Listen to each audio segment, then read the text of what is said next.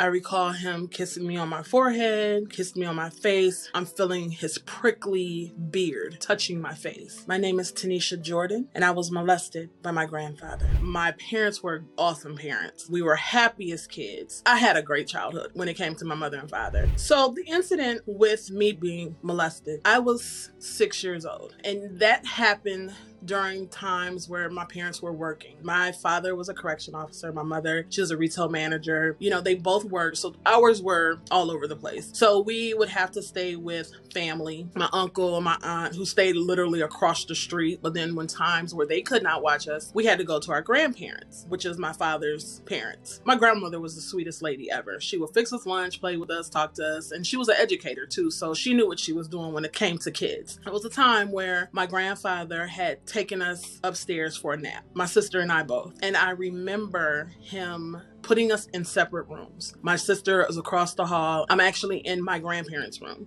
He tells us we need to take our nap. I recall laying down with my back to the door. I just had an uneasy feeling. After putting us in the room, he walked away, came back maybe some time later. He comes in the room and he asked me if I was asleep, and he climbed in bed behind me. He rolled me over, turned me over to face him. I recall him kissing me on my forehead, kissed me on my face. I'm feeling his prickly beard touching my face. When he did that, instantly I'm really feeling weird. I hate even thinking about it. But I recall him grabbing my hand and directing it down to his private area. And he had me touch it. He's getting closer to me. He's grinding me in my, area, putting his hands just in places where they shouldn't be. And that continued on for a long time, for a few years. I can only recall my sister being in a room with me maybe once or twice ever. But for the most part, she was in a separate room. But he had done those things to me, and he continued to do it as if it was okay. And then letting me know, oh, it's okay. Just don't tell anyone. And it was just constant. And every time that he would come into the room from that day on, it was a constant, I believe, excitement for him, touching me in those private areas, grinding on me, kissing me. As it progressed, it was always at my grandparents' house. Sad to say, my grandmother never knew any of this. It was always in the same bedroom, on the same sheets. The old blue, brown, and white sheet that they had on their bed. It continued to the point where I believe, and I could be totally wrong, he had a conversation with my uncle, because my uncle then started on me. My uncle, who is my dad's youngest brother, he would watch us as well. There was one particular time I recall being there with him. Of course, I'm always uncomfortable, more uncomfortable now than I had ever been, but never told my parents. Never mentioned it to anyone. When they dropped me off this one particular day, he let me in the house. I recall asking my dad, when are you coming back? He said, I'll be back as soon as I can. And my uncle, I recall him having on these little shorts. He had on a t-shirt, and he closed the door when my father left. I'm sitting on a couch that's next to the door. So between the TV and the couch that was on my left, there's a little gap. And he grabbed my arm and laid me between the two on my back. When he did that, he laid on top of me, and my uncle was not a small guy. He's, of course, bigger than me in width and, weight and everything. At this time, I may have been 7, 8 years old. He laid on top of me, and same thing. He's grinding me. He's kissing on me. He's touching me, telling me not to say anything, and that I shouldn't say anything or I would get in trouble, and saying that he would get in trouble, and asking if, do I want him to get in trouble? And after that, I remember a door slamming on the outside, on like a car door. Well, he jumped up and he grabbed me, and he said, have a seat on the couch. Do not move. He went upstairs. It was my father. My father comes in, and he doesn't know what's going on, but he's asking me if I'm ready to go. And I'm absolutely ready to go. My uncle was a grown man at the time that he did this to me. He was well over 21. The situation with my grandfather continued pretty much the same. He continued to touch, to grind, to kiss. It didn't get any worse. After a while, it did start to slow up, but it didn't stop. But at the age of around 11 or 12, I do recall it just not happening anymore. He pretty much just act like nothing nothing ever happened. But he would see me and, he would give me stares and things like that. I was always uncomfortable to be around him. I would just want to not be in the same room. I could be in the house during a Christmas dinner and just not want to sit in the same room with him because I had this nasty feeling on the inside. I didn't like being around older people, oh my God, for years and years and years. I mean, even as an adult, being around older men, even now, I sometimes feel that way. A friend of mine who I was really close with in junior high school, her mother's boyfriend, actually, he had raped her. She explained it to her mother. Her mother, of course, didn't believe her. But then one particular night after a school dance, he did it to me. We went to the school dance, was in the bedroom. I stayed the night with her while we were both in her bedroom, laying in bed. She's sleeping, but I'm still up. And he's in the hallway whispering my name softly, like, Niecy, Niecy. He's doing that several times. And it's dark in the hallway. And he comes in, he stands at the foot of the bed where I was laying, and he grabbed my hand and put it on his private area and continues to have me stroke until I had to, yank my arm away from him. And he ran out of the room. So around 5:30 that morning, I actually left her house because we literally live right around the corner. It'd take me maybe 3 minutes to walk home. And when I get home, he answers the door and he's like, "What are you doing here?" And I said to him, "Oh, they were fighting over there. I didn't want to be there." So I had to make up a lie. Making up lies and doing things like that, I had to, because I felt like then it would have opened the door for him to start asking me other questions where I would have to open up and tell on my uncle and my grandfather and just get all of that out.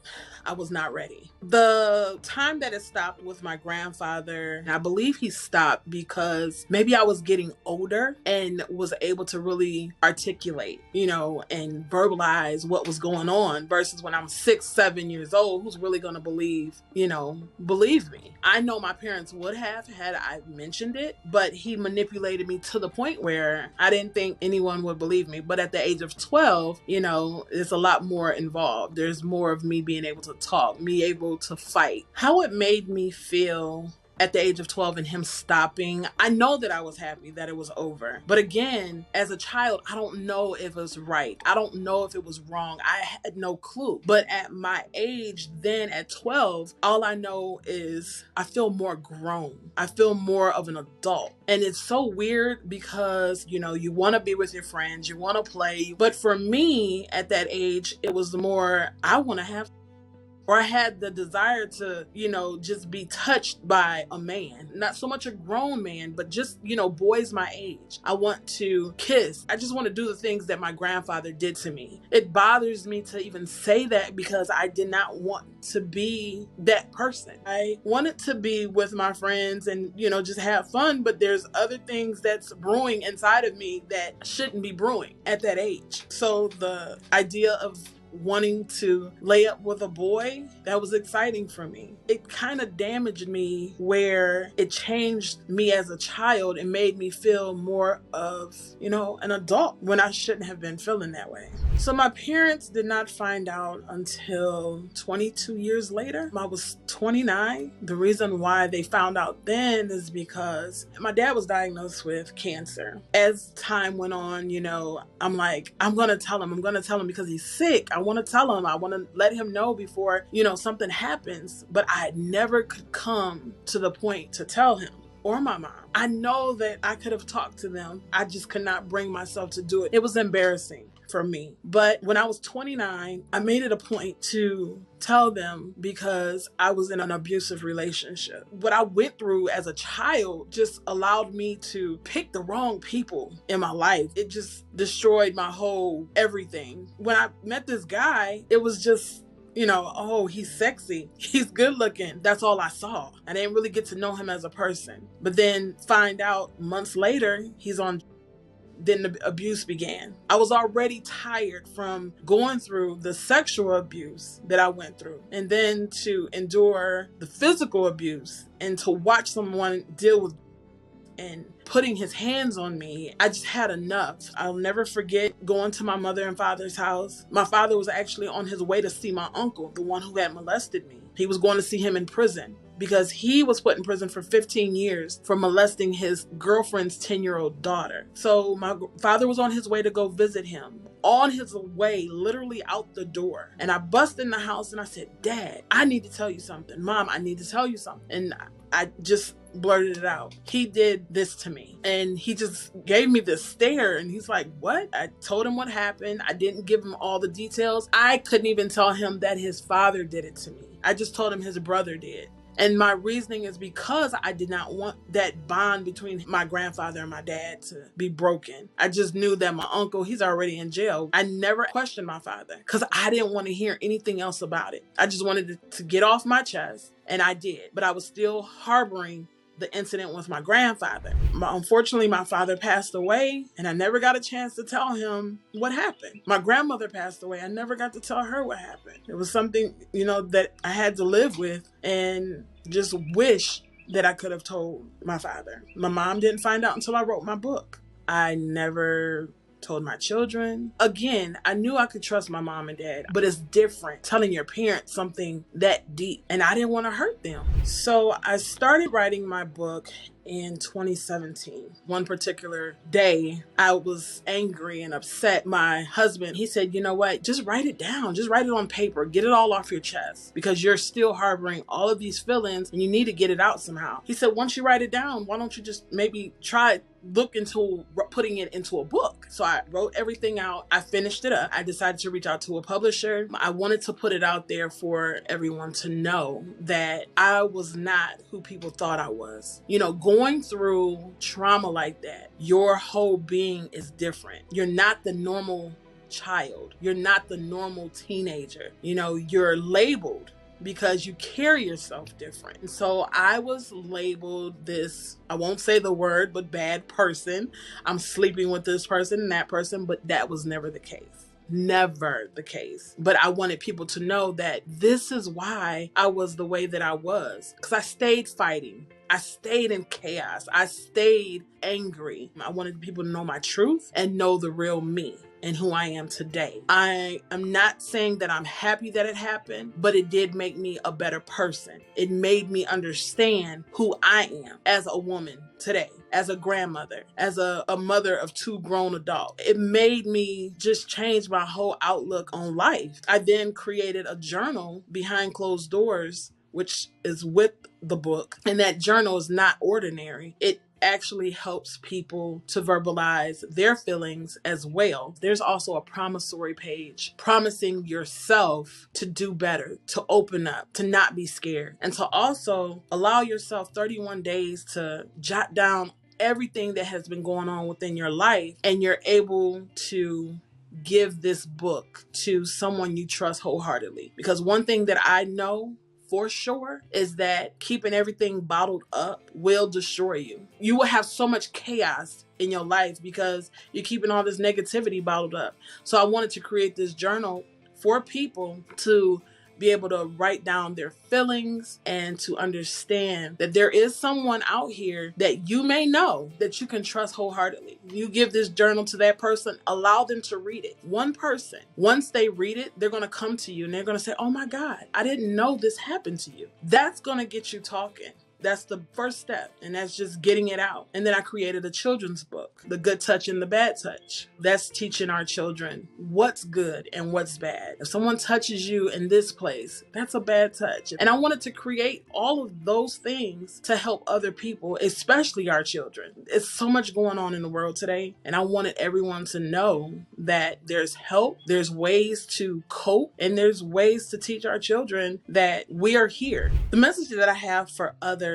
who may be going through a similar situation or who have gone through even in the past, I would honestly say, though I know it's hard to do, always think about what our future might be if we don't open up. It's very important to open up, voice what is going on to someone that you trust wholeheartedly. Don't just figure, oh, my best friend, I'm going to tell her. When you do it, you have to be intentional, and you want to make sure that person is going to take what has happened to you seriously. Go to your parents. If you're an adult and you're married and something has happened to you, please don't hold it, because that can destroy your marriage. I can honestly say that it almost destroyed mine with my third husband. God, this will be my last, because I was finally able to open up to him, and there's no issues, there's no arguing. I'm free of all the negativity that happened. So it won't cause any chaos, to where now we can communicate effectively, versus before you can't communicate